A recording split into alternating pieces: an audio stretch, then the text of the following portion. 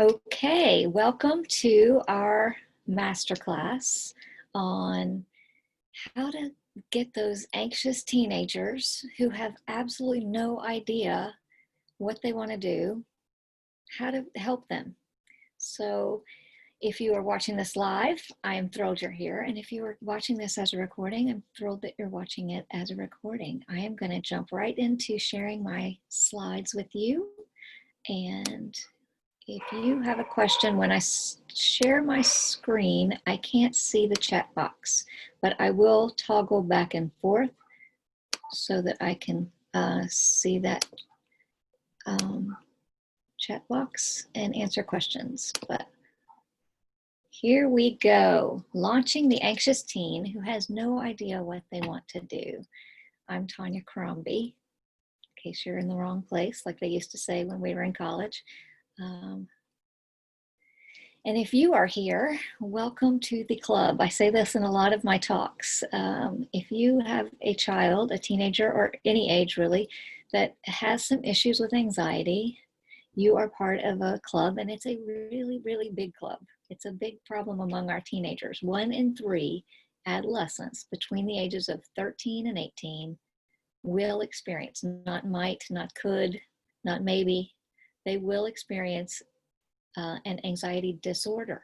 And that's also a key word in that sentence, disorder, because there are actual criteria that medical and mental health professionals use to say it's a disorder. So that's not just, I had one panic attack, that's something a little more significant. And that we're saying 1/3 of our kids have something that significant, which means there's a whole lot of others that don't meet that criteria for disorder, but who are experiencing some anxiety in a way that actually is significant and causes them issues.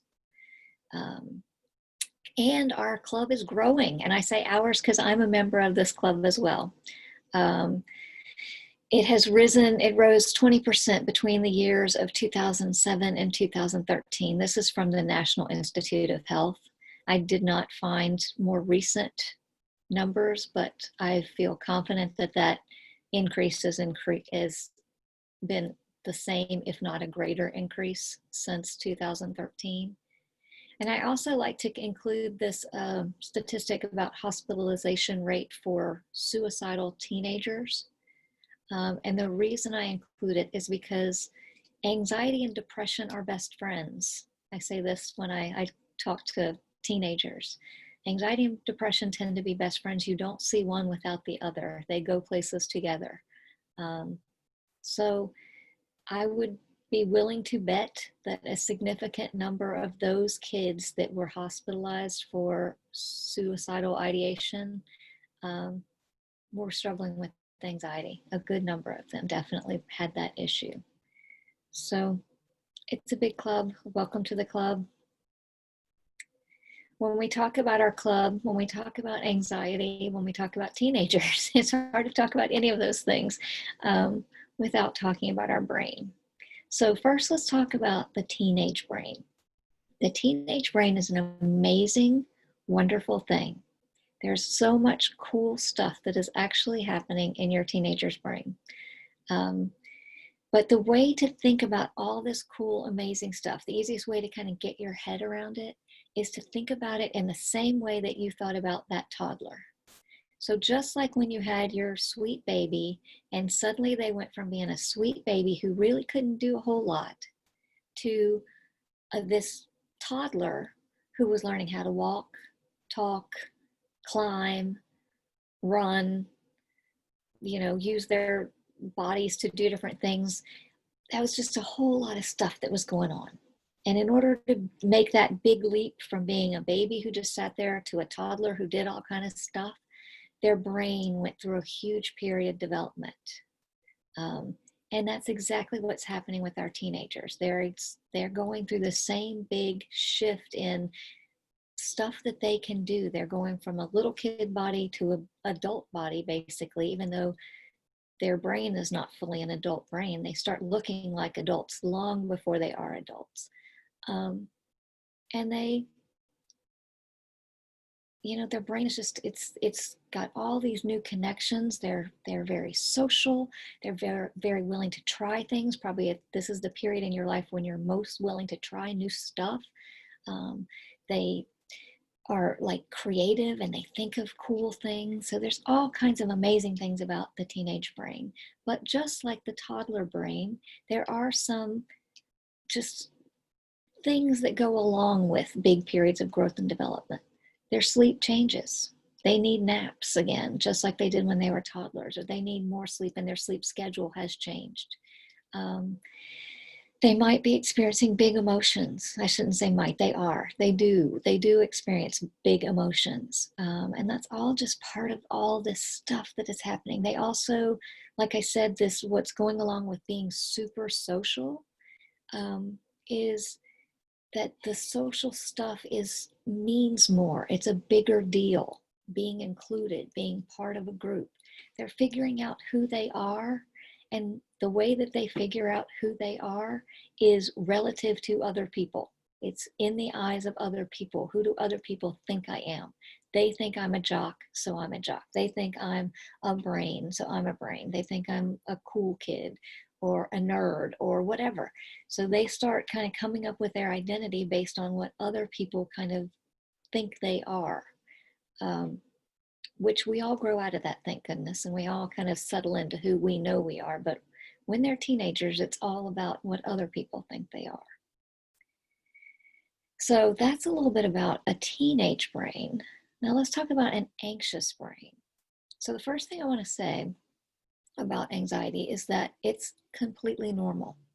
So in the last slide, I gave you those statistics about, a third of our kids will experience some sort of anxiety disorder. A large percentage of kids are going to experience some struggles with anxiety. 100% of human beings will experience anxiety. Anxiety by itself is a normal part of being human. Like I said, I talk to groups of teenagers, and when I do, I just say that over and over because I just want them to know anxiety in and of itself is not something we need to be like, oh, I have anxiety. Well, yes, you do, because you're a human. We all have anxiety, and that's an important message to give your child because we don't want them going around thinking there's something wrong with me. Anxiety is just like everything on this that we have as human beings. It's on a continuum. Some of us are very prone to anxiety. Some of us are prone to asthma. Some of us are prone to allergies. Some of us are prone to sensitive skin. You could list a whole list of things that some of us are really sensitive and prone to. Some of us, not at all. It's on a continuum. So the way I like to describe, like I said, I'm a parent of an anxious child. So I describe her as a reactive. She has a reactive brain. It's like she has it's easy for her to flip into a feeling of anxiousness. And what that is, all anxiety is a reaction in our body. It's a reaction in our body to a part of our brain. So our brains, our human brains, have this amazing part we call the prefrontal cortex right up here in the front, and it does all the sophisticated strategizing and planning, and it's real good at assessing opportunities, coming up with different possibilities, and it tells us, oh, of those possibilities, this one has the most risk, this possibility is a little bit better and not so risky. That's what the prefrontal cortex does for us. That part of our brain is not fully developed until we're somewhere in our early 20s. So it varies from person to person, but it's usually anywhere from 21 if they're super, super advanced to 25. Anywhere in that range is when this part of our brain that does all that kind of stuff is fully, fully developed. What we all have, though, from day one is a part of our brain way back in the back here called the amygdala, and its function is to keep us alive. We have had this, it's a very ancient system that humans have had for eons, And like I said, it's just designed to keep us alive. So when your ancient ancestor was wandering through a jungle and a hungry tiger came along, your amygdala had a very simple job, but it had to do it quickly and efficiently. And that was to send a signal to every part of your body. Send a signal to your lungs, tell them breathe differently right now. There's a hungry tiger. So you need to change the way you're breathing, change the way your heart is pumping blood, change the way your muscles are reacting, change the way you're digesting food, dilate your pupils. I mean, it's a fast signal that goes out to every part of your body. And it works well because when you are facing the hungry tiger, you didn't have time to go into your very sophisticated planning and strategizing and coming up with options and evaluating those options. You just needed something simple and quick. Sends a signal to your whole body and says, you either need to run, you either need to fight this tiger, or you need to freeze in place and hide. So that's our fight, flight, or freeze. Some people say fight, flight, freeze, or fawn. But in this example, I don't think fawn is I don't think it fits as well. So we're going to stick with the original: fight, flight, or freeze. That's anxiety. In a nutshell, it is when our body reacts to something in the environment in a way to say, you're in serious danger. I'm going to send these signals. I'm going to change the way you're doing everything so you are ready to fight, flight, or freeze. And when it does that, it kind of hijacks our access to our prefrontal cortex. We no longer really can get up there and think those types of thoughts, because all we need to do, according to our amygdala, is just get ready to save our lives because we're in danger. The tricky thing is we don't typically run into a hungry tiger very often.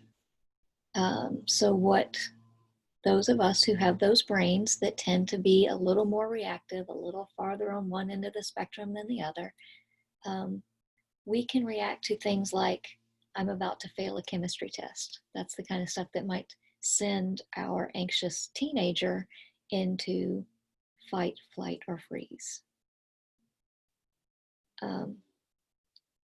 The other thing that might send them into fight, flight, or freeze is just asking a simple question about the future. What we think is a simple question about the future, I should say, because what they hear and what we say, as if you've been a parent for long enough, you realize that those are not the same thing. So what sounds to you like a simple question about the future may not come across to them. What it comes across to them is something so big and so overwhelming that their amygdala gets triggered and says, you better fight. And so that's when you'll see the slamming of doors, the arguing, losing their temper with you, stomping upstairs, that kinds of stuff. That's an amygdala that says, I'm going to fight you back. Flight, escaping. And our teenagers are pretty good at flight, actually, and we don't always realize what is flight. Obviously, going into their room and hiding in their room is an example of flight. I don't know with boys. I will say with my son, this does not happen. However, with my daughter, and I talk to a lot of girl moms, and this seems to be a thing that you will get, 800 texts in an hour saying, I need to check out. Really, I'm serious. I've got to check out, mom, mom, mom, mom. And it usually is something like, I'm about to fail a chemistry test. But in their brain has triggered into, this may kill me if I fail this chemistry test.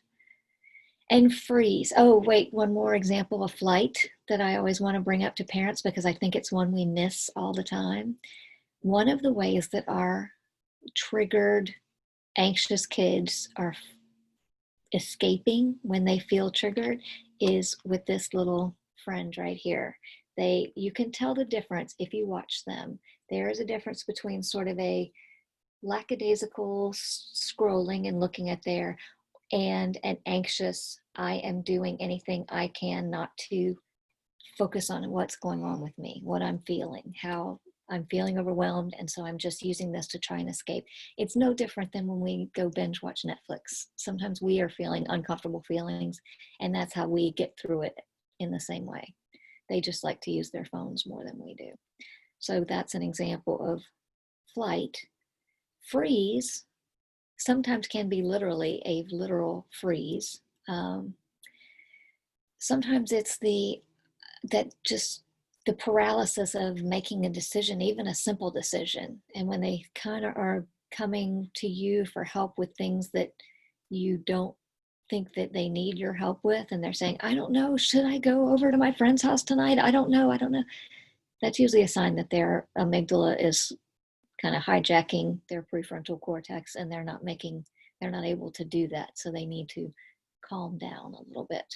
That's fight, flight, or freeze. That's what's happening in their brain.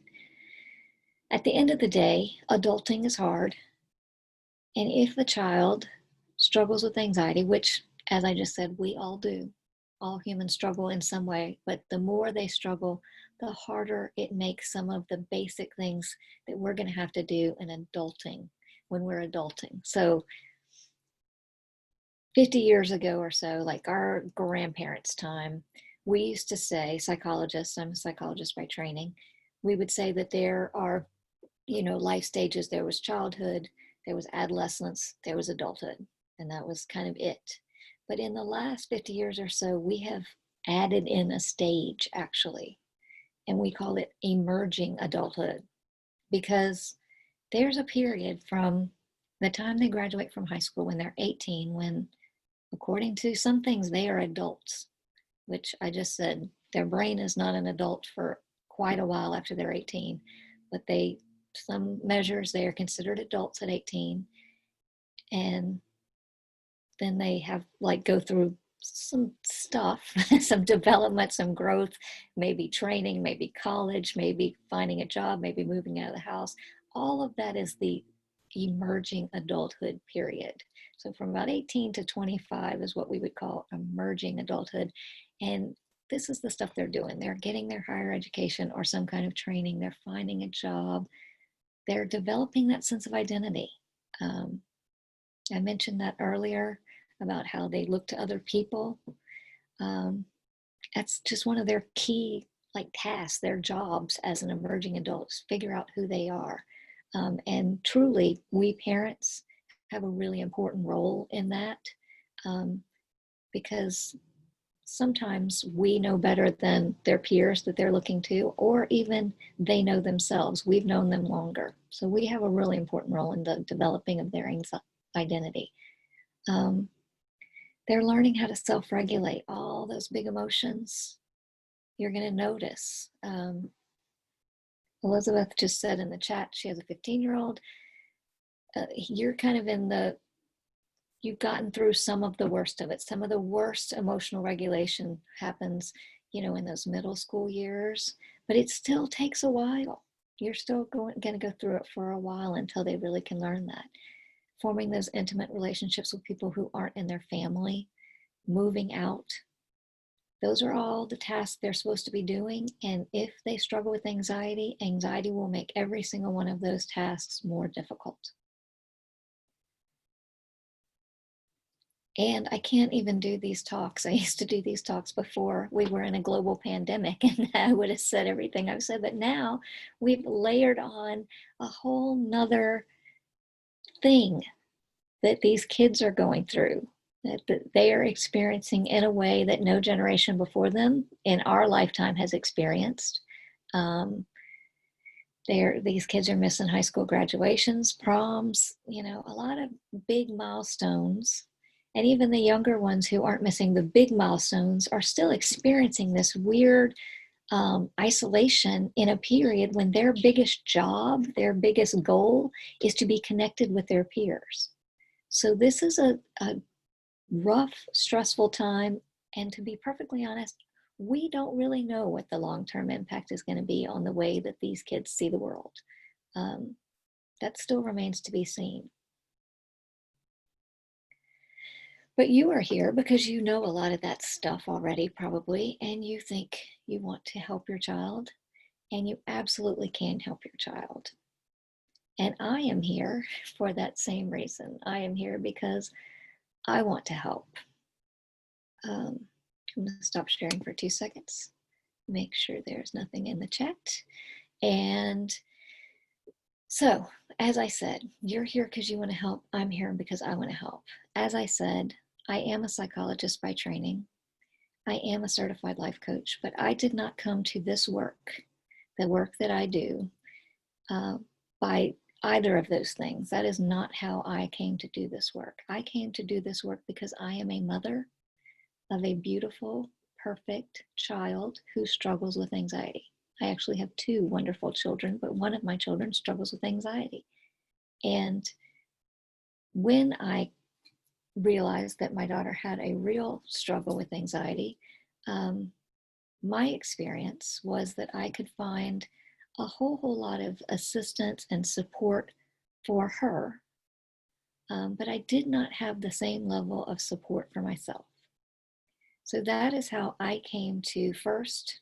I had to figure it out for myself because I didn't have the support, and it was a hard road for a while. And I had to use a lot of tools and try a lot of stuff that I would use on clients, on myself, until I figured out what helped me. And when I figured out what helped me, I wrote a book, which is behind me, you can see. And I really focused a lot of my work around how can we as parents help ourselves and help our kids who are struggling with anxiety, because it's huge when you look at the statistics. I said you're in a very big club if you have a child who struggles with anxiety. So that is a little bit about me.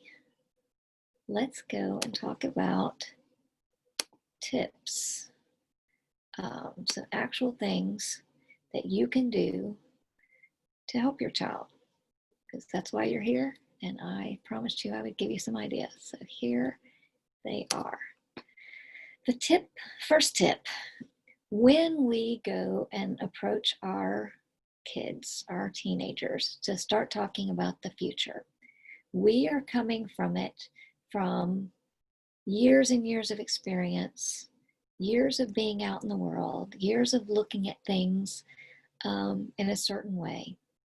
And our kids don't have that same perspective.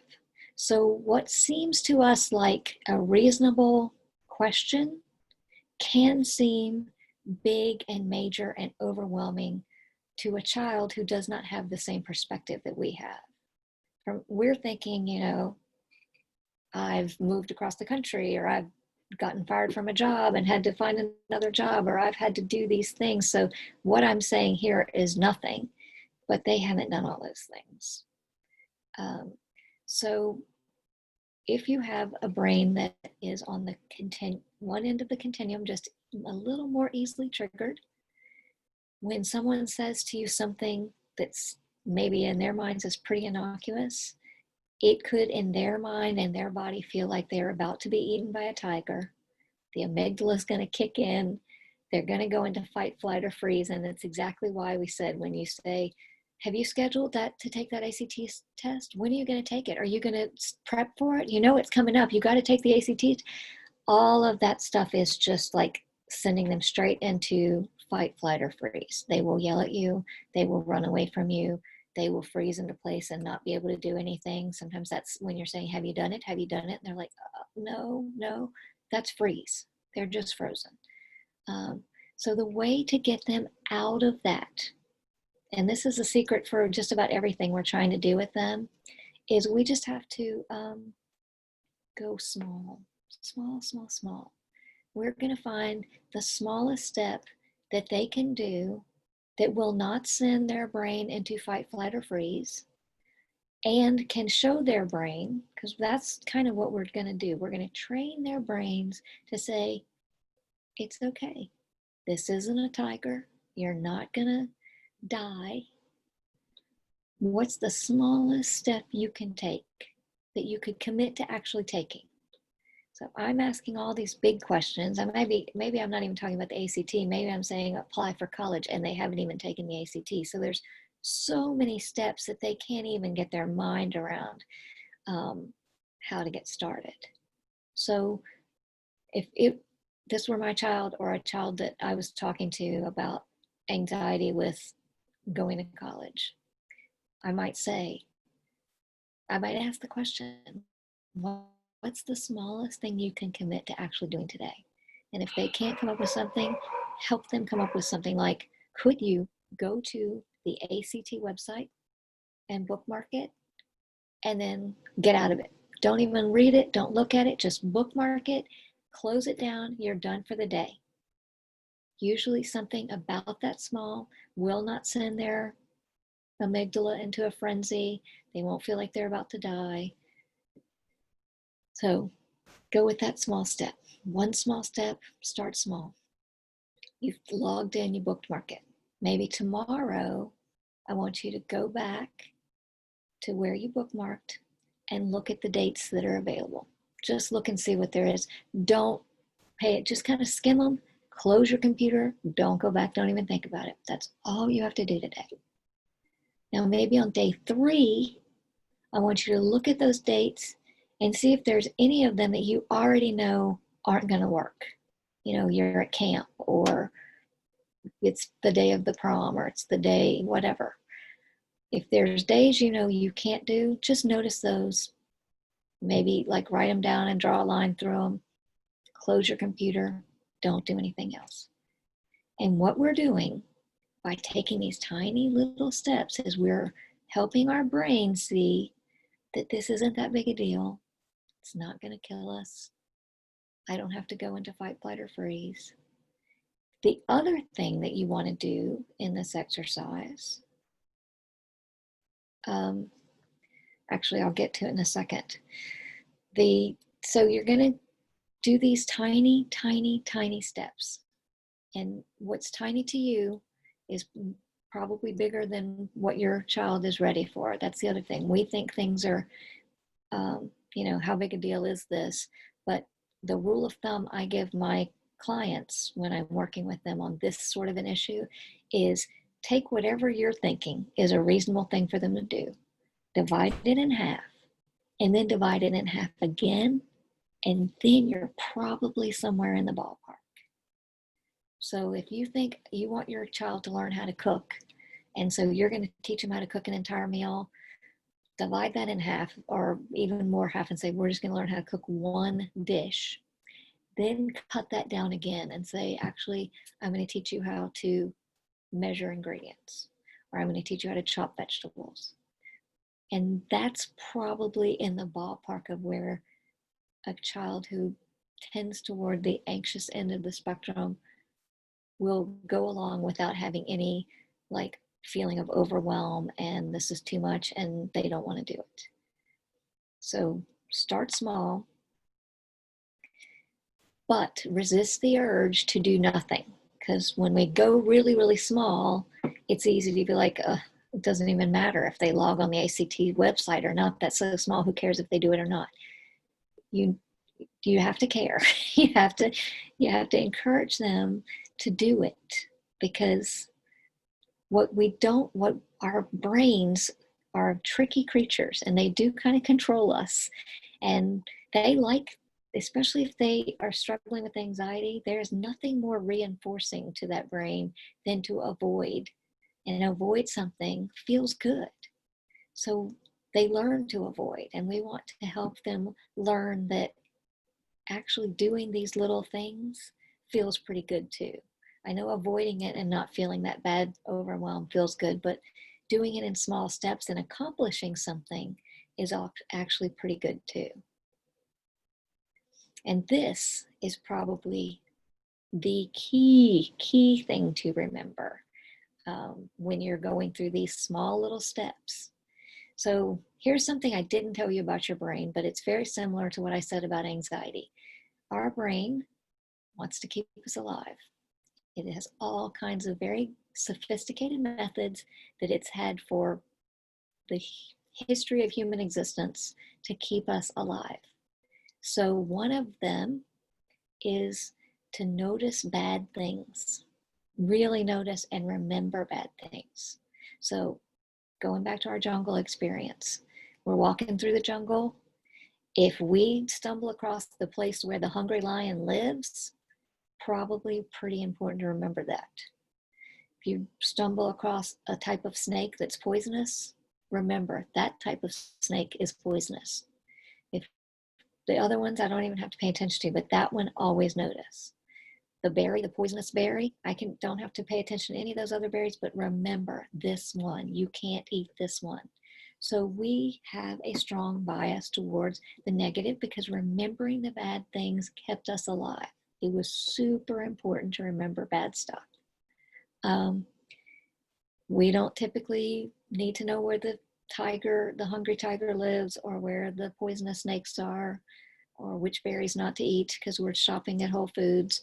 But we do still work the same way. Our brains remember the negative, and I can give you 1,000 examples from modern life to tell you it's true, but you probably already know it's true.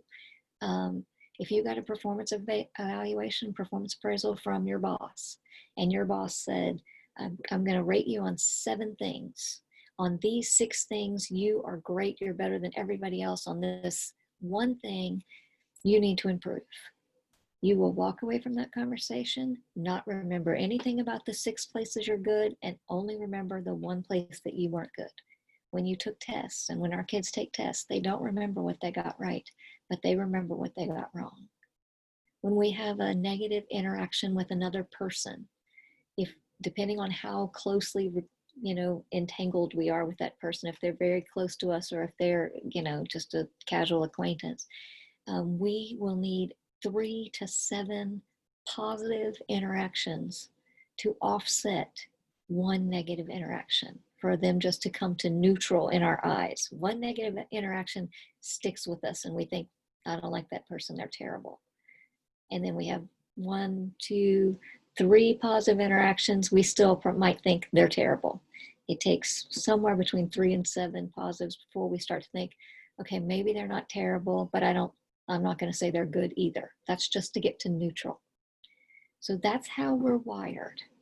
We remember the bad, we don't focus on the good. And when you're trying to get an anxious kid to start focusing on their future and doing things to get motivated towards their future, and they're taking little bitty baby steps, you're going to need to focus on the good. You're going to need to make a comment. Hey, I saw that you went in and wrote down the dates for the ACT. That's so awesome. I'm so proud of you for taking that step. Good for you. You have to do this, because what we're trying to do, those brains, teenage brains, have a lot of negative feedback loops already going, a lot of negative talk in their heads already going. And we're trying to create some positive feedback loops just to counteract all the negative stuff that is natural. It's not because we're bad people. We just naturally have a lot of negative stuff. It's how our brains work. So you have to be conscious of it. You have to be aware of it. You have to, because teenagers are tough. They're not a ray of sunshine most of the time. They are grumpy. They are irritable. They aren't always nice to us, their parents. So it's easy to get caught up in the negative feedback loop with them. So it takes work to actually notice and find the little stuff that they're doing right and comment on it. Going back to what I said earlier about their identity. So we're trying to help them figure out their identity. This is one of the ways that we're going to do it. We're going to point out good stuff. We're going to point out, great job remembering to take out the trash without me asking. You're really responsible. Help build that idea about themselves in their head. Oh, I'm responsible. My mom told me I'm responsible. That's who I am. Let them start owning some good things about themselves, because they've got enough bad. Just remember in all of this, taking the baby steps, taking those small little turtle steps, it all takes time. You will make progress. When I talk to teenagers, a lot of times I will use this little analogy and say that if you were a baby, if you have a baby, you have a precious sweet baby who is about the age of this little cute little thing walking on this picture, and this baby's learning how to walk, and it takes a few steps and then it falls down. If you yelled at that baby, if you said to that baby, you are such a stupid baby, You don't even know how to walk. You're never going to be a good walker. Look at you. You're falling down. That would not help this baby walk. And really, at the end of the day, we're all learning. We are all babies learning how to do it. I have never done May 29th, 2020 before. This is my first time. So every single day, it's our first time doing it. I don't care if you've been on this planet for 51 years or if you've been here for 4 years, but we're all figuring it out. So we're going to celebrate the progress just like we would do with that baby. We're going to say nice things to that baby or our teenager, or actually ourselves, also super important. And all of that takes time. And the final tip is that if your child has a brain, an amygdala that's a little more sensitive, they are a little more reactive, you just need tools. You, as their mom or dad or whoever is watching this, you need some tools, and your teenager needs some tools. So I kind of put a picture of some of the best ones that, according to research, according to my experience, according to a lot of people, these are some of the ones. Exercise, being outside in the sunshine, because vitamin D actually does have impacts our mood. Playing with a pet, being in nature, meditation, yoga. Just a sample of tools that will all help when that amygdala gets out of control. You have some tools that you can use to help. However, this is a big caveat on that need tools. No one learns tools when they are anxious. If you've ever had experienced it with your teenager or anyone else, if you've ever been around anyone who is truly anxious, maybe having a panic attack, it's very difficult to say, like, take long, slow, deep breaths because they are panicking. And basically, it goes back to everything I said about the brain before. When our amygdala has taken over, we can't use all this smart, reasonable thinking to say, oh, let me think about this technique. I'm going to follow what you're doing. It's very hard because their brain is saying, freak out. You need to freak out some more.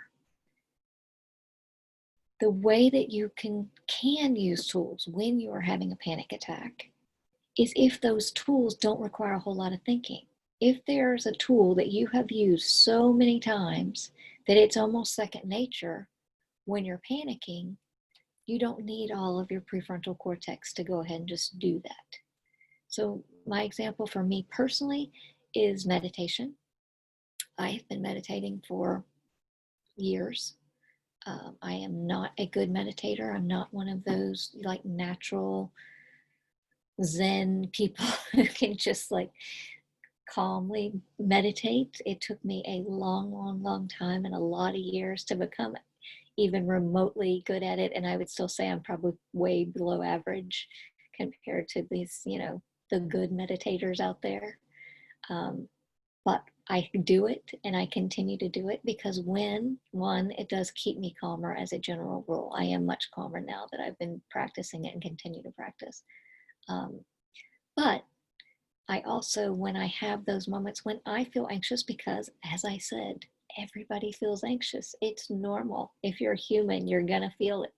And when I'm feeling anxious, I'm the mother of 2 teenagers. I feel anxious sometimes. I can calm myself down by using meditation because I've done it so many times. I've practiced tuning into my breath and doing long, slow, deep breaths. And I use apps sometimes to help if I'm having trouble. And I know there's no shame about using something to help, but you can't do it when you're anxious. You've got to have it before.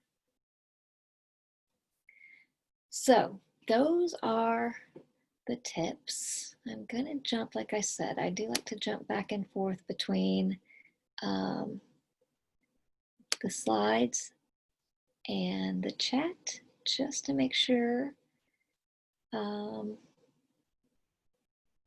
there are no questions. I don't see a specific question. So we're going to go back now and I want to talk to you about, even with these tips, things go wrong.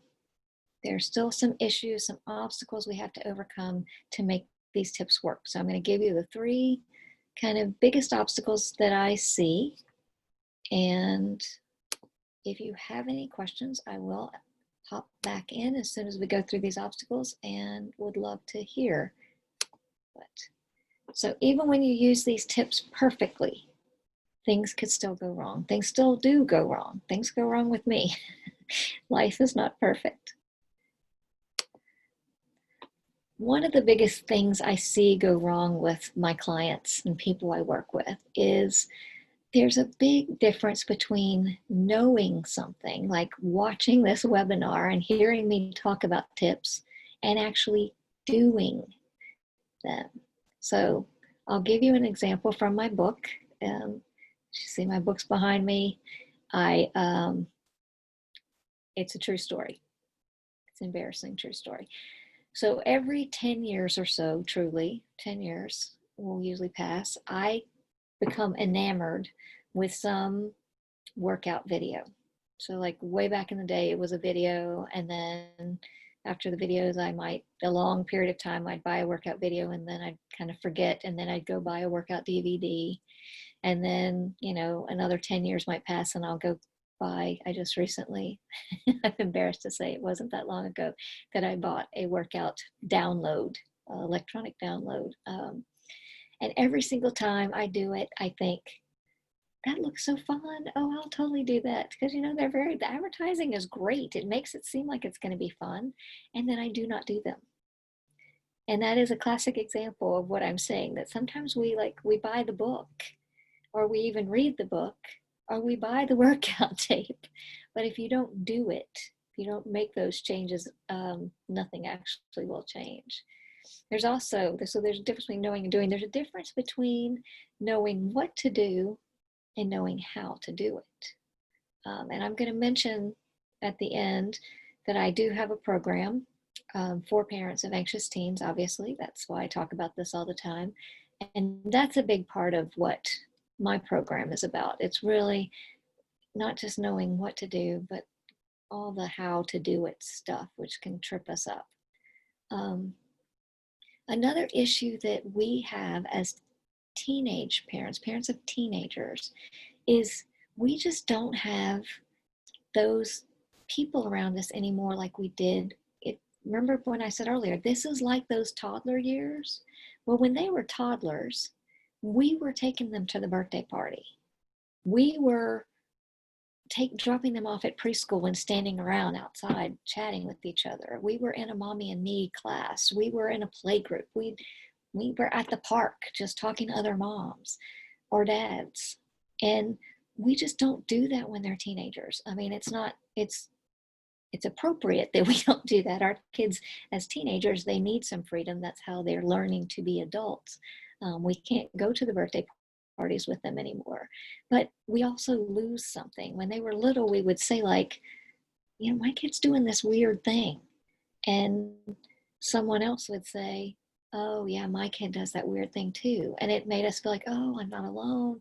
And maybe this isn't a weird thing after all. I just didn't know. And then when we have teenagers, we've lost all of that. We don't have the community. And we also kind of find ourselves, and this isn't universal, but I hear it so much, it is very, very common. So if you don't fall into this category, you should be happy, because so many people do feel like that the parents around them are so, I don't want to say competitive, but we're also guarded about what's going on with our own teenager. We don't like to share the bad things. So when we are looking at someone else's life, and in fairness, if you were on my Facebook page and you saw pictures of my family, you wouldn't say, oh, clearly one of her children has struggled with anxiety. I can tell in this birthday party picture. No, you can't tell from Facebook. What you see on Facebook, everybody's Facebook feeds, is things like, little Johnny just made the soccer team, and congratulations to Sue. She's a straight A student this year. And so then what we do as we're looking at that is we say, oh, Sue has straight A's and Johnny's on the soccer team and my kid can't make it to school. my kid is, having a panic attack before he goes to swim practice or whatever. So not having these sounding boards and benchmarks it holds us back a little bit in our parenting, because it makes us worry that things that actually are normal aren't. It makes us feel bad. It makes us think things aren't normal, our kids aren't normal, and it just kind of sends us into a spiral. And the biggest reason why parenting our anxious kids, especially through these milestones where they're supposed to be figuring out what they want to do next, and they don't have any interest in figuring out what they want to do next, and seem to be somewhat paralyzed by it, is because we will do all the stuff for them. We will do everything we can for them. But if you don't know what this picture is, this is the that's the air mask dropping from the ceiling, and you've heard it 1,000 times if you've been on flights 1,000 times, like I have, because I worked for a consulting firm. That was my first job, so I flew all the time, and I could probably say that whole speech. But you're supposed to put your air mask on, and we as moms, it doesn't come naturally. It's not our instinct. Our instinct is to put their air mask on and then keel over.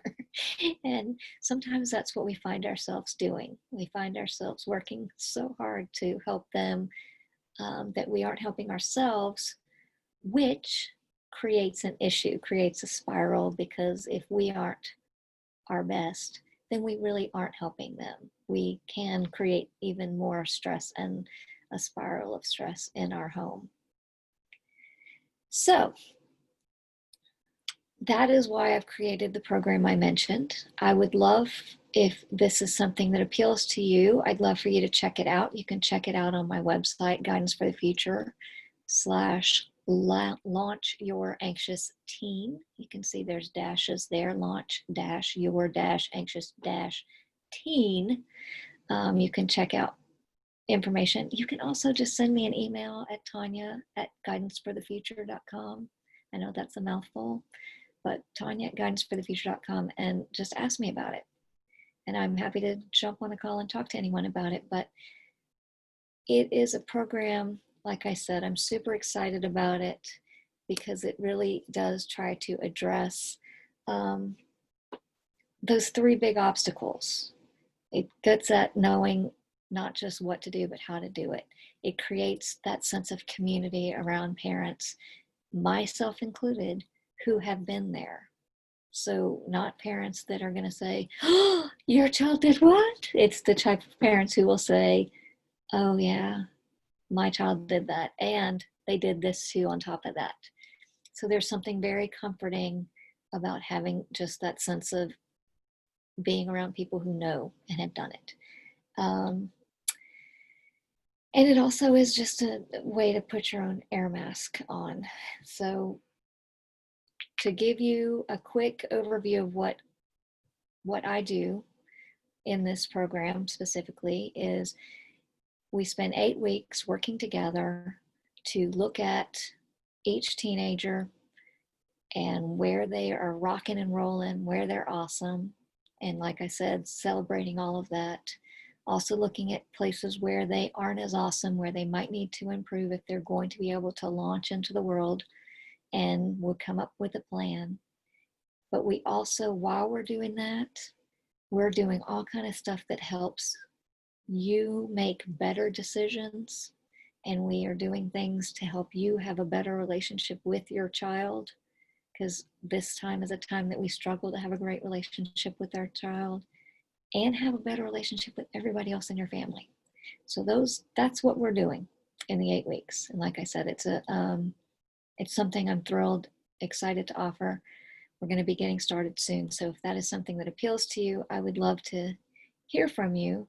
And if you have any questions, I'd love to hear those too. So if you want to put them in the chat, happy to answer any specifics if there's something you are struggling with. I'm going to go ahead and stop the recording.